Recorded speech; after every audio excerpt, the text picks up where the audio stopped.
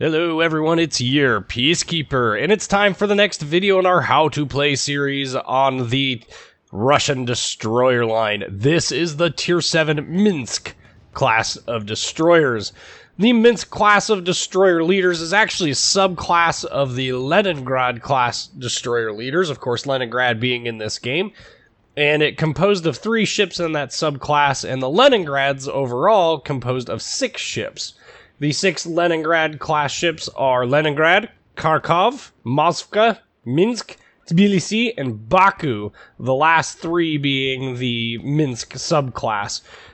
Project 1 denotes the first 3, so Leningrad, Kharkov, and Moskva, and Project 38 denotes Minsk, Tbilisi, and Baku. The ships are all named after cities, which actually is kind of common in Russian ship naming, so definitely kind of interesting to read about some of their ships' histories. Of course, unfortunately, not a whole lot there. In terms of their design, the Leningrad-class destroyer leaders are based upon the French Vaquien. I butchered that. It's based off of a French destroyer leader concept, which basically was designed not to operate with other ships, which is makes me wonder why they called them destroyer leaders, because the whole premise behind a destroyer leader was to, you know, be the lead ship in a destroyer flotilla, have just a little bit better armor and armament, but apparently that wasn't a thing. They were very large and very fast destroyers, and this actually taxed Soviet shipbuilding at the time. They struggled to complete the ships on time and had a huge amount of problems building them because they just didn't have experience building ships of this type. The design called for a new 130 millimeter in diameter, 50 caliber in length gun to be used instead of the older 130 millimeter 55 caliber guns. The gun used more powder to duplicate the ballistics of the older gun because the older gun had more muzzle velocity due to the longer barrel. This resulted in extensive barrel wear. In fact, the barrels had a 130 round life, which was less than the amount of ammo carried for each gun on the ship. The Soviet shipbuilders used deeper grooves in the barrels to try and offset this, but the downside to doing so was that the 130 millimeter barrel wasn't quite 130 millimeters and was actually less than that, and so they had to create 2 different types of 130 millimeter ammo for their older and newer guns, which complicated logistics and made things far more confusing for people on board the ship. Part of the design requirement for this ship was that it had to reach 40 knots, which they definitely succeeded in doing. And as a result of needing to reach 40 knots, a third propeller shaft was utilized, and this forced the machinery layout to be in a staggered setup. The added benefit of this was that it was much more difficult to disable the ship's engines, although Wikipedia seems to make it sound like this was more of a accidental discovery than it was an intentional part of the design. I honestly don't know that, so don't quote me on that. In terms of service history, Leningrad and Minsk operated in the Baltic Fleet for their lives and assisted in bombarding Finnish coastal defenses during the Winter War of 1939. During Operation Barbarossa, which is the German invasion of the Soviet Union, both ships were stationed in Tallinn and covered mine-laying operations at the entrance to the Gulf of Finland. They also shelled German positions outside of Tallinn before being forced to retreat to Leningrad. Minsk would be sunk in Kronstadt harbor by the German Luftwaffe, but was raised and recommissioned just 2 years later. Due to the minefields outside of Leningrad, both ships spent the rest of their war blockaded in the port, but were able to provide gunfire support during the siege of Leningrad. Moskva and Kharkov were stationed in the Black Sea, and at the onset of war with Germany in 1941, Moskva and Kharkov began bombarding the Romanian port of Constanta, which I believe is the other side of Constantinople. Again, don't quote me on that either. My geography in that area is very weak. Moscow would be sunk during those actions, most likely by mines, although there's a little bit of discrepancies there. Some people believe it could have possibly been a torpedo from a Russian sub, an accidental torpedoing by a Russian sub, or damage from shore batteries. There was a 28 centimeter gun battery there operated by the Germans, called Tirpitz, not to be confused with the ship Tirpitz, obviously, that they believe could have also have sunk her. They're not really sure. Kharkov went on to escort the retreating Danube flotilla to Odessa. He would fire on Axis troops advancing during the siege of Odessa, as well as escorting the convoys leaving Odessa to Sevastopol. During the siege of Sevastopol, he provided gunfire support and helped evacuate troops. He went on to participate in several Soviet army landings in the area and insisted in shelling positions while the troops were landing. While leaving from one of her many shore bombardment duties, he, I keep getting that confused. It's hard to get rid of that ingrained habit there. He would be, in addition to 2 other Soviet destroyers, would be sunk by the Luftwaffe, and their sinking would prompt a change in how the Soviet Navy would employ its forces. They could no longer deploy ships destroyer-sized and above without express permission from Stalin, because they lost 3 destroyers in what amounted to less than a week in terms of time. Baku was originally assigned to the Pacific Fleet, but would be transferred to the Northern Fleet to assist in escorting the Arctic convoys and to act as a commerce raider against German convoys in the area. Tbilisi remained in the Pacific Fleet, but sat idle basically until the Soviet invasion of Manchuria, where she transported troops to Rason and Korea. In terms of their in-game play style, this is yet another Russian destroyer that I just don't care for. With all the great things that I've heard about Leningrad, this kind of surprised me because Minsk and Leningrad, they're basically the same ship. So I was a touch confused when this actually occurred, and I was playing through them, and I heard great things about Leningrad, came to Minsk and thought, well, this shouldn't be too bad. Shocker, it is. And it suffers from the same problems that we had with Gnievny and Podvoisky, and that's basically that the guns don't seem to do squat for damage. It's really frustrating to play. You can shoot at superstructure all day long, and for whatever reason, the HE just doesn't seem to do anything in terms of overall damage. To make matters worse, we are still at Tier 7. We still have 4-kilometer torpedoes. We still have a can see you from space detection range. And about the only thing she really has as a serious advantage is the 43 knot top speed. There's not much that's going to get away from him. See, there it is again. Can't get away from him. However, speed at this point is becoming really not a huge advantage, especially when you factor in gun angles and the ability to shoot at ships while charging them. The ship it's frustrating. It is extremely frustrating to play. The only other thing I can think of that is an advantage is that her armor-piercing rounds at close ranges do seem to do pretty decent damage to other ships, but as ships get further and further away, the damage falls off to being even less reliable than the high explosive is for doing damage, which makes the ship, like I said, frustrating to play. Thankfully, this is the last ship that we have to deal with 4-kilometer torpedoes in its final form.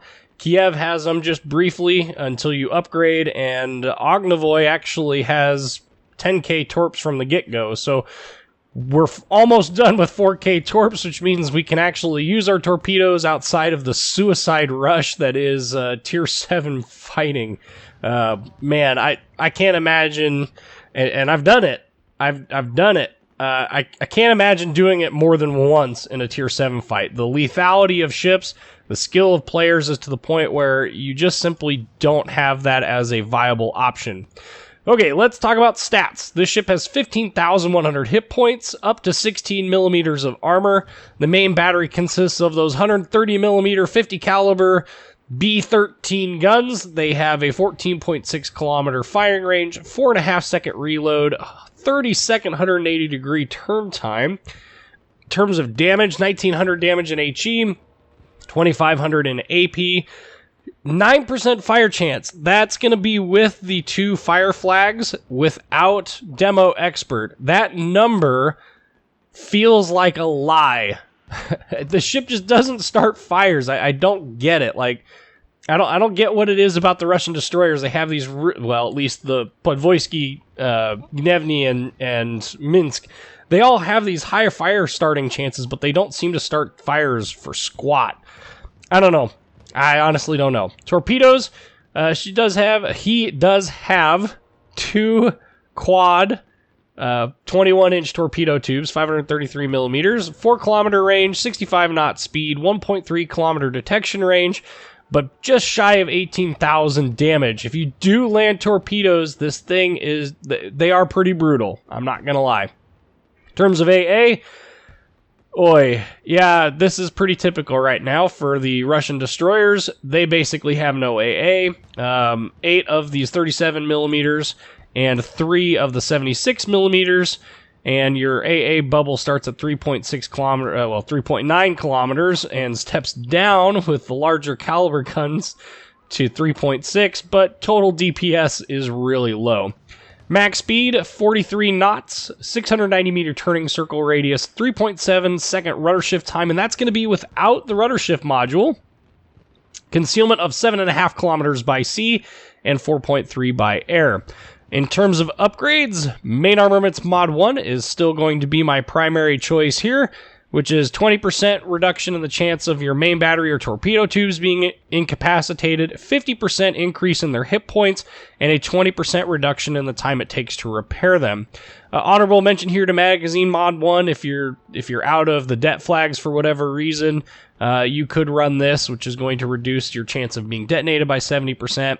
Really not a fan of Auxiliary Armaments Mod 1 because you have no anti-aircraft or secondaries to speak of. I mean, you have AA guns, but they're basically useless. In the second slot, Aiming Systems Mod 1 is my go-to choice here for the 7% reduction in the dispersion of the main battery, plus the 20% increase in traverse speed of your torpedo tubes. Don't care about the secondary battery stuff on this, though, because there are no secondaries. Believe it or not, Kiev is a destroyer that has secondaries. Just throwing that out there. We'll talk about that when we get to her. Him. It's a struggle. The struggle is real. No other really options here that I would recommend. Again, no anti-aircraft guns worth mentioning. And in terms of the turret traverse, if you're playing the ship up close and personal, you're probably going to want the rate of fire over the turret traverse.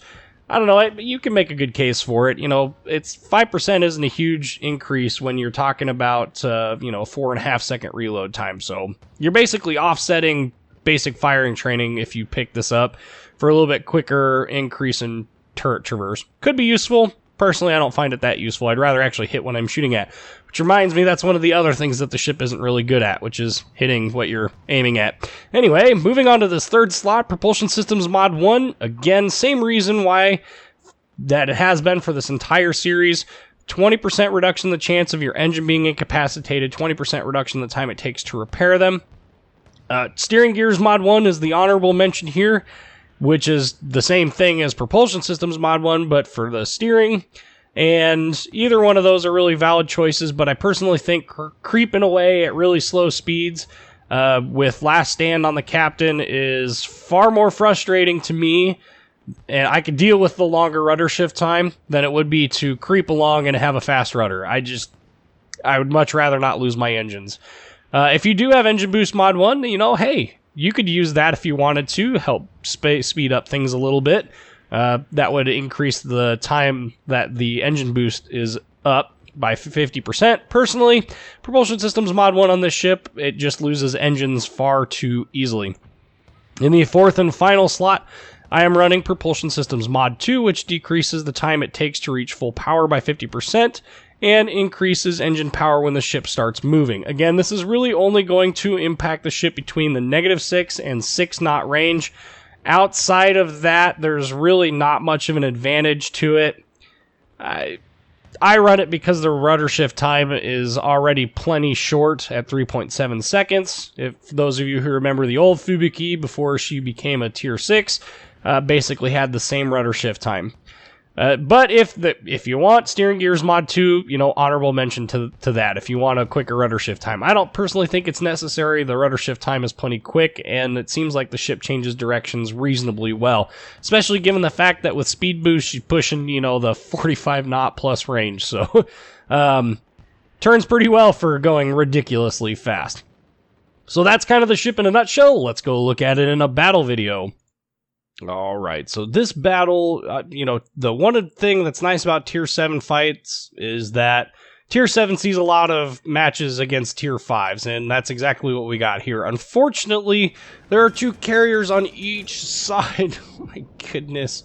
Carrier-intensive matches are both terrifying, and then on top of that, they've got a pretty decent cruiser core there that can make my life absolutely miserable. The map is Estuary, and if you've not watched any of my other battles on this map, basically it boils down to this. I really don't care which direction I end up going. Both sides have pretty decent amount of cover. D is a little bit harder to get into and fight around, simply because it's a little bit more open than the A is for the approachways. So we have spawned on the D side, unfortunately, so we're going to make the best of the situation and go to D. We do have enough speed that we could flex across the map. Really not going to be necessary, at least at the onset of this, especially since we're one of, there's only one other destroyer on this match, and it spawned all the way over in A. So a couple things to take away from this. One, high top speed, as nice as that is, really not like something that I would write home about. Yeah. It's great, don't get me wrong, and the ability to move across the map is fantastic, and the ability to dodge shells is fantastic, but it's nowhere near what these ships used to be. The speed is the same, but people have just gotten much better at hitting these fast-moving destroyers. You still run into a couple times when people underlead you, but for the most part, speed is not nearly the advantage it once was with regards to evading being hit. And we can see here, look at these gun arcs. So the gun arcs basically require you to be broadside to use that number 3 turret, which is stuck between the front superstructure and the main mast, which is super freaking annoying, but hey, it is what it is. So we got ourselves a Colorado over here. We're going to go ahead and we're just going to engage him. I'm detected by something. I don't know what it is.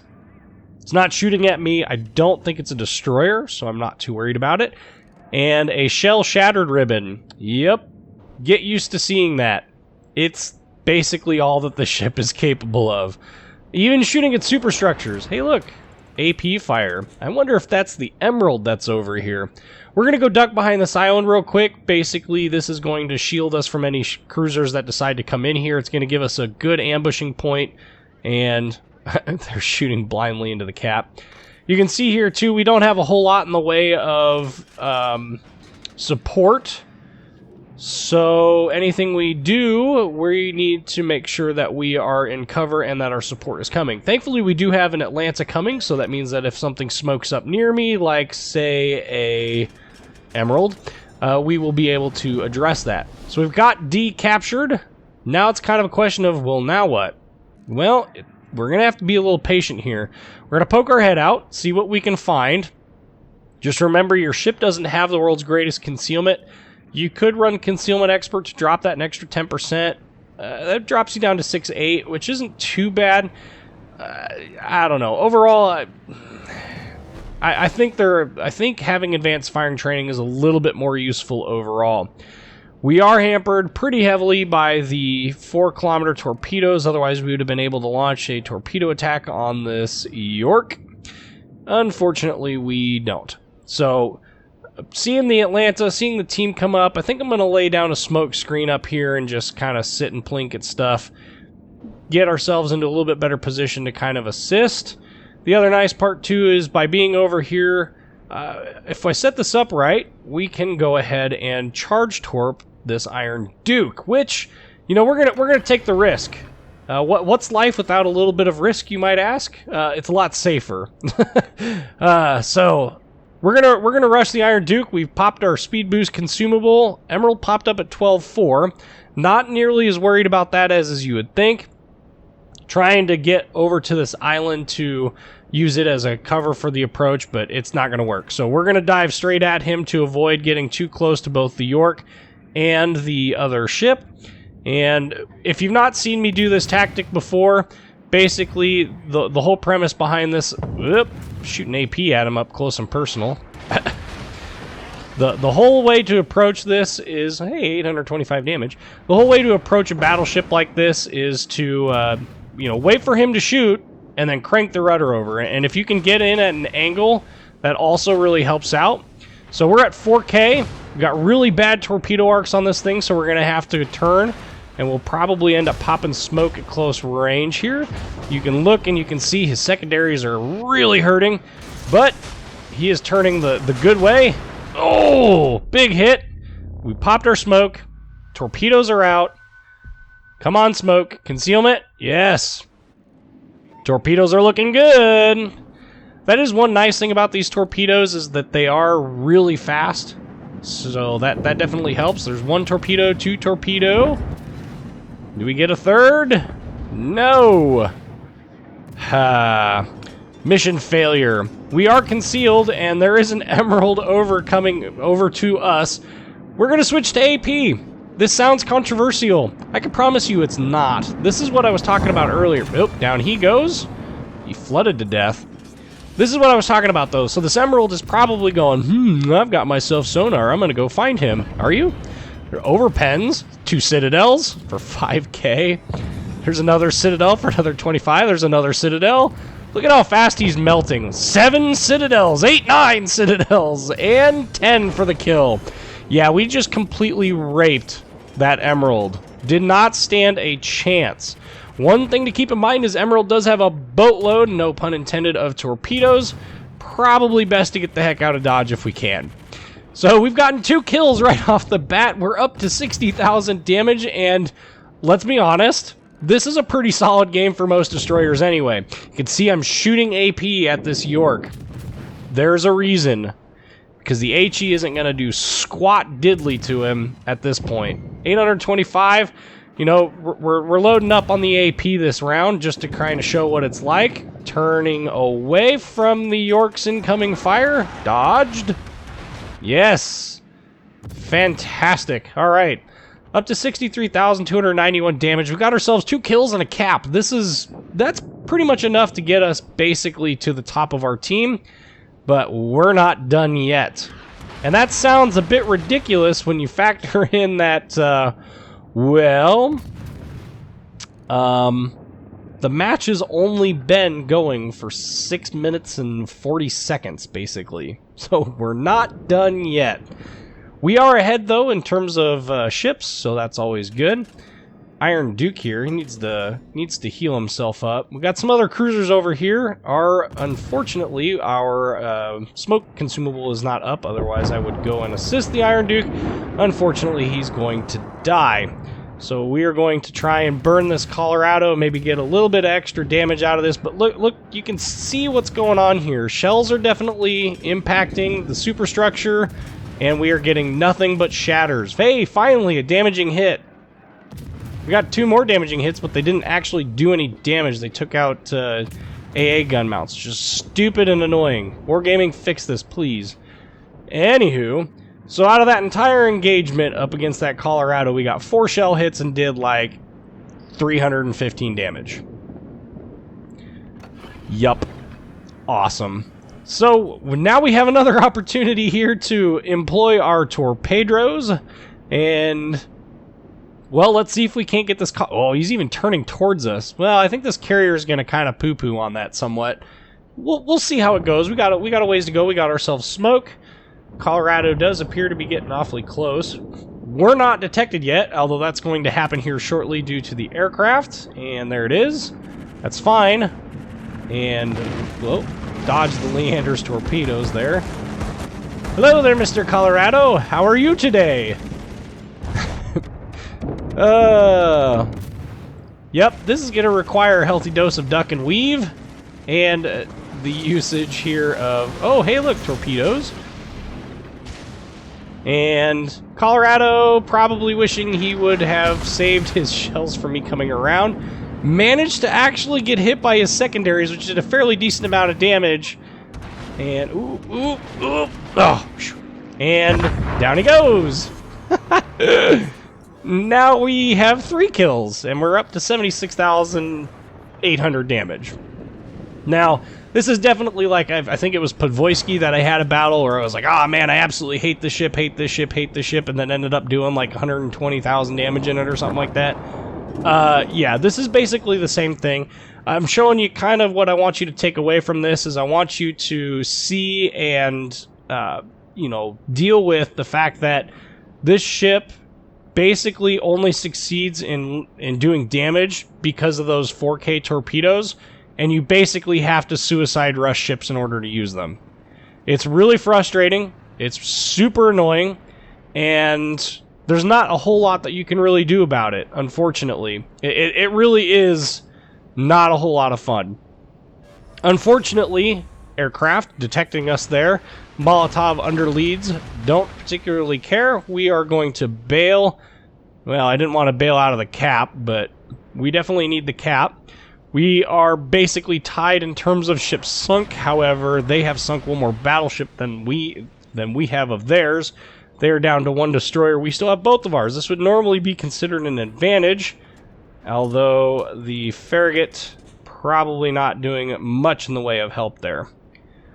So I am headed, well, right now we're kind of turning around to head back to D, and part of that is because we need the islands for cover so we can ambush things with torpedoes. We've gotten 4 torpedo hits out of this, and I can't complain too much about that, given that this is a Tier 7 fight, and there's 2 aircraft carriers. I would say that's pretty legit, not gonna lie. We do have ourselves a Mahan over here. Key to dealing with these gunboat destroyers, like the U.S. gunboat destroyers, is to not be up close and personal to them. If you're going to shoot at a U.S. destroyer and another destroyer, I highly encourage you to avoid shooting at him at close ranges, where he has a distinct and significant advantage over you. If you want to shoot at him at close ranges, you had better be in something with a fast turret traverse, because quite honestly, there's just not anything that you can really do there. 9 seconds until our smoke is back up. Are we going to use it or not? That is the question. Got a lot of juicy battleship targets here. Sure would have been nice to have something other than 4K torpedoes, but you know, hey, why not?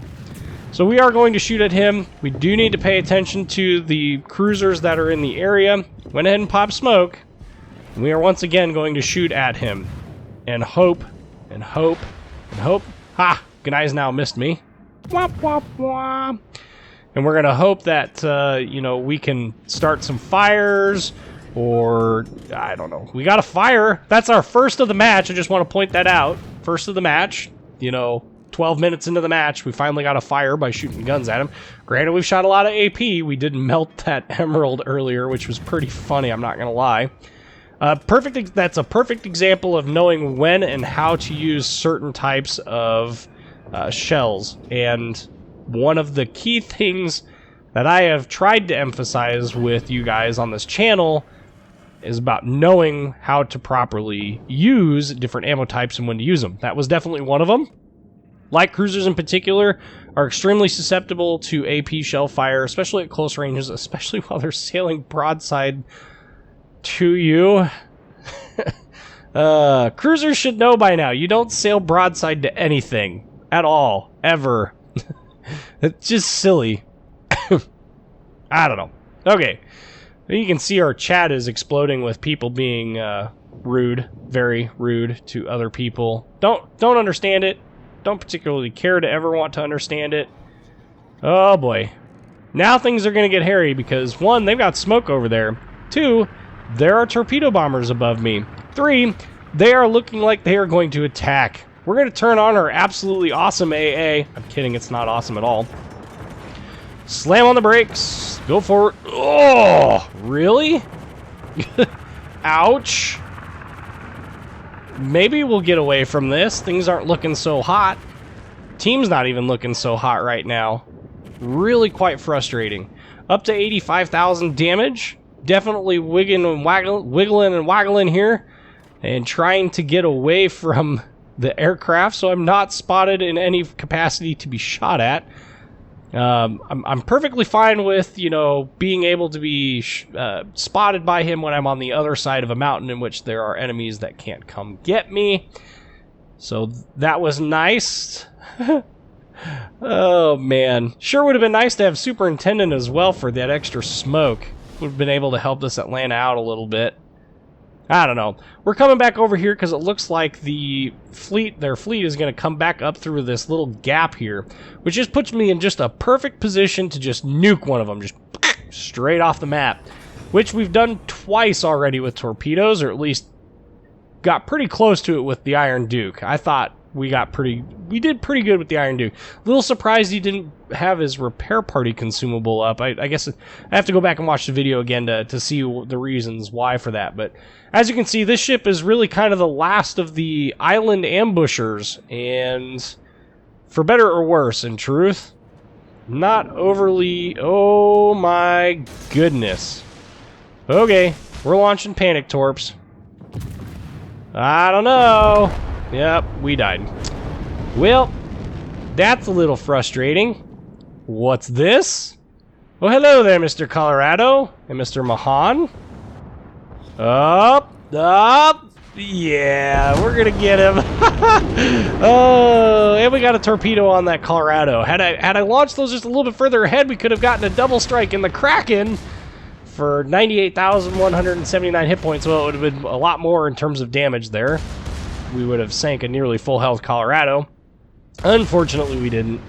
This battle kind of winds down. Basically, we end up losing on points, but you can kind of see, and man, I am not one to recommend that Wargaming ever buff anything Russian, because quite honestly, I personally think that the Russian ships in this game are plenty strong as is. Like, this ship feels like what I would have expected the performance of...